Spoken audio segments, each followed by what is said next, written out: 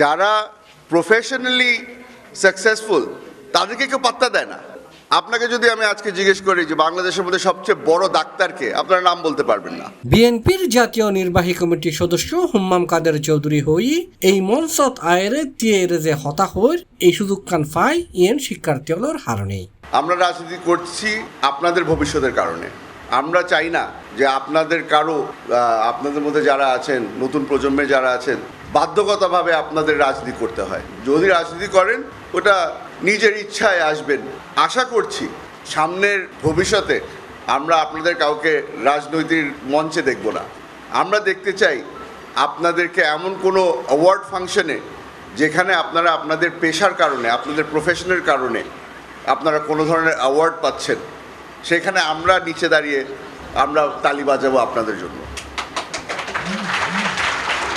জুনের 23 তারিখ সোমবার সকালে রাঙ্গুনিয়া উপজেলার রাজানগর রানীরহাট ডিগ্রি কলেজত এইচএসসি পরীক্ষার্থীদের বিদায় সংবর্ধনা অনুষ্ঠানত প্রধান অতিথি হিসেবে বক্তব্য দেজি এসব হতা হই তিনি। আমাদের দেশের মধ্যে একটা খুব বড় সমস্যা আছে। সমস্যাটা আপনাদেরকে বলে রাখি। সমস্যা হয়ে গেছে যে বাংলাদেশের মধ্যে যারা প্রফেশনালি সাকসেসফুল তাদেরকে কেউ পাত্তা দেয় না। আপনাকে যদি আমি আজকে জিজ্ঞেস করি যে বাংলাদেশের মধ্যে সবচেয়ে বড় ডাক্তারকে, আপনার নাম বলতে পারবেন না। আমি যদি আপনাদেরকে জিজ্ঞেস করি যে বাংলাদেশের সবচেয়ে সাকসেসফুল টিচারকে, আপনার নাম বলতে পারবেন না। আপনাদেরকে যদি জিজ্ঞেস করি বাংলাদেশের মধ্যে সবচেয়ে বড় রাজনীতিবিদকে, সবাই একসাথে বলে নাম দিয়ে দিতে পারবে। এই জিনিসটা কিন্তু বাংলাদেশের জন্য একটা খুব খারাপ জিনিস। এটার মানে হচ্ছে গিয়ে আমরা যাদেরকে সম্মানটা বেশি দেওয়ার দরকার তাদেরকে ওই সম্মানটা দিতে পারছি না। আমরা লাইমলাইটটা কেড়ে নিচ্ছি কারণ আমরা পলিটিক্স করি। এটাই সভাপতিত্ব করছি কলেজের গভর্নিং বডির সভাপতি KRM পেয়ারউদ্দিন মাহমুদ চৌধুরী। অনুষ্ঠানত কলেজ অধ্যক্ষ, শিক্ষক শিক্ষার্থী ছাড়াও বিএনপির বিভিন্ন স্তরের নেতৃবৃন্দ উপস্থিত আছেন।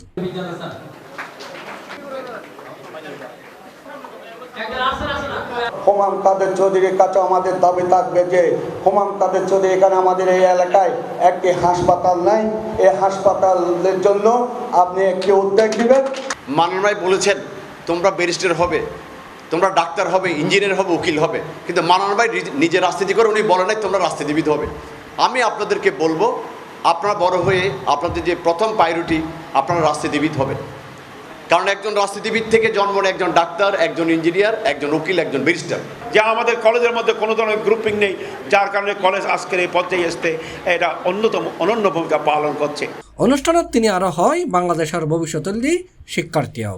আমার খুব আশা আর আমি বিশ্বাস করি এমন একটা দিন আসবে যে যেই দিন একটা গাড়ি ঢুকবে রানীরহাটে, সবাই লাইন ধরে দাঁড়িয়ে থাকবে আর বলবে যে বাংলাদেশে সবচেয়ে বড় ডাক্তার আজকে আসছে, আমরা তাদেরকে সম্মান জানানোর জন্য এখানে দাঁড়িয়েছি। ওই দিন আমি দেখতে চাই যেদিন একটা বড় রাজনীতিবিদ রানীরহাটে ঢুকবে আর কেউ তাকে দেখার জন্য বাইরে দাঁড়িয়ে থাকবে না। পরে একই দিন দুপুরে রানীরহাট বৌদ্ধবিহার পরিদর্শন করছি তিনি।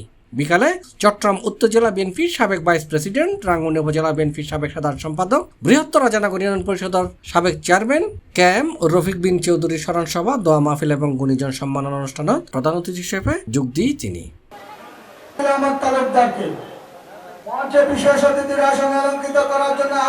অনুষ্ঠানত KM রফিক বিন চৌধুরী সম্পর্কে হুম্মাম কাদের চৌধুরী হই 2008 সালের নির্বাচনের সময় রাত তখন বাজে 8টা বা 9টা, রাত হয়ে গেছে।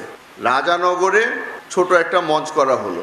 তখন আমি আস্তে আস্তে করে বুঝতে পারলাম যে প্রতিটা এলাকার মধ্যেই কিছুটা গ্রুপিং আছে। এখন রফিক চাচার জনপ্রিয়তা ওইটা কিছু কিছু মানুষের গলায় কাটা হিসাবে ধরা পড়লো। রফিক চাচার আমি একসাথে মঞ্চে বসা ছিলাম, নিচ থেকে কিছু জোয়ান ছেলেরা বলল রফিক বিন চৌধুরী মঞ্চে থাকলে আমরা এই প্রোগ্রামে আর থাকবো না। প্রথমে একজন বলল, তারপর আরো দুজন বলল। রফিক চাচা আমার হাত ধরে বলল যে ভাতিজা, প্রোগ্রাম যেন নষ্ট না হয় আমি চলে যাই। আমি চাচাকে থামাইনি, উনি দাঁড়ালো, আমিও তার সাথে দাঁড়ালাম। আমরা দুজনই মঞ্চ থেকে নেমে গেলাম। জীবনে প্রথমবার নিজে একটা রাজনৈতিক সিদ্ধান্ত নিয়েছিলাম, যেখানে আমার চাচাকে অপমান করা হচ্ছে ওই মঞ্চে আমি থাকবো না। যারা চলে গেছে তাদের জীবনের ব্যাপারে চিন্তা করে আমরা অনেক কিছু শিখতে পারি। দুইজন ব্যক্তি যার মুখে বারবার করে শুনেছি একটা জিনিস, সিরাতুল মুস্তাকিম, সহি পথে চলা। আশা করি উপর থেকে ওনারা দেখছে জান্নাতবাসী তারা, তারা হয়তো আমাদের দিকে তাকিয়ে বলবে যে না ঠিক আছে, আমার ছেলে আমার ভাতিজা এখনো সাহি পথে আছে। রফিকাবাদ বালিকা উচ্চ বিদ্যালয় মাঠত আয়োজিত অনুষ্ঠানের সভাপতিত্ব করছে চট্টগ্রাম জেলা কুলুর এডিশনাল পাবলিক প্রসিকিউটর এবং বিদ্যালয় পরিচালনা পরিষদের সভাপতি advocate KRM Khairuddin Mahmud Chowdhury. KM Rafiq bin চৌধুরীর জীবনী তুলে ধরছে তার সন্তান KRM পেয়ারুদ্দিন মাহমুদ চৌধুরী। আমাদের সমাজসেবার কর্মকাণ্ডকে শানিত করার জন্য এই আরেকটা মানুষকে আমরা পাবেন শিক্ষা প্রসারের জন্য, সমাজ উন্নয়নের জন্য, দেশের জন্য, জাতির জন্য। আমরা বড় বেশি অসহায় গেলাম, একজন মানুষকে হারিয়ে ফেলেছি। এই মানুষকে শ্রদ্ধা জানাতে গিয়ে আমি অবনত মস্তকে তার অনুসারীদেরকে যারা তার ভালোবাসায় শিখত, মিশেছেন, যোগাযোগ রেখেছেন, সম্পর্ক আছে ব্যাপকভাবে, আপনাদের সাথে আমি অত্যন্ত বিনত শ্রদ্ধা নিবেদন করি, তার বিদ্যার সদ্গতি কামনা করি। 91 থেকে 98 চেয়ারম্যান থাকাকালীন বৃহত্তর রাজানগরের ঐতিহাসিক আমূল পরিবর্তন নিয়ে আসেন। বিশেষ করে অন্যায়ের বিরুদ্ধে প্রতিবাদ এবং চুরি, রাহাজানি, বাটপাড়ির প্রতি জিরো টলারেন্স ছিলেন।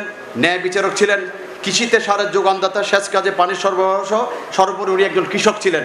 অনুষ্ঠানত বিশেষ অতিথি আছেন উত্তর জেলা যুবদল সিনিয়র সহসভাপতি ইউসুফ মিয়া চৌধুরী। আরো বক্তব্য রাখি কেন্দ্রীয় বিএনপির সদস্য সাথী উদয় কুসুম বড়ুয়া, চট্টগ্রাম আদালতের public prosecutor SUM Nurul Islam, রফিকাবাদ বালিকা উচ্চ বিদ্যালয়ের প্রধান শিক্ষক ইউনুস মিয়া, বিএনপি নেতা ওয়াকিল আহমদ তালুকদার, আব্দুল মান্নান রনি, অ্যাডভোকেট আরিফুল ইসলাম সহ আরো অনেকে।